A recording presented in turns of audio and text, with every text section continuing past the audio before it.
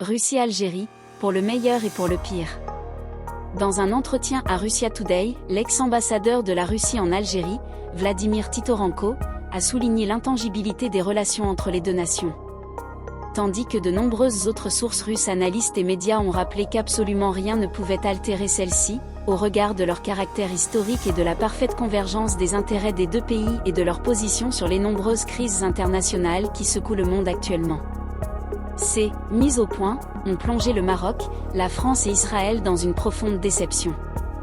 Pour étayer ses propos, l'ancien ambassadeur, Vladimir Titorenko, a rappelé que cette amitié a fait que la Russie a effacé une dette d'un peu plus de 4 milliards de dollars, en signe d'amitié, sachant que l'Algérie possédait largement les moyens de la rembourser.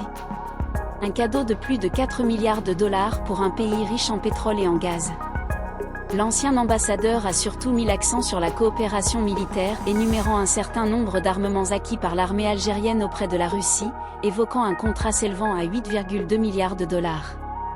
À ce sujet, ce dernier a indiqué que l'armée algérienne, qui joue un rôle de premier ordre dans la lutte contre le terrorisme, a beaucoup gagné en puissance, soulignant, dans ce sillage, que l'armée de l'air algérienne est supérieure à celle de la France et de l'Espagne. Quoi qu'il en soit, l'Algérie est un poste avancé de la Russie en Afrique. D'ailleurs, les malentendus et les tensions entre Alger, Bamako et Niamey sont vus d'un mauvais œil du côté de Moscou qui exige un retour au dialogue et à la coopération. Ce que les autorités de Niamey ont fait en envoyant une importante délégation à Alger. De son côté, Alger a dépêché ces derniers jours une délégation militaire à Bamako. En clair, Moscou ne fera aucun choix entre ses alliés objectifs dans la région et les sommes de s'entendre en dépit de toutes les divergences qu'il pourrait y avoir.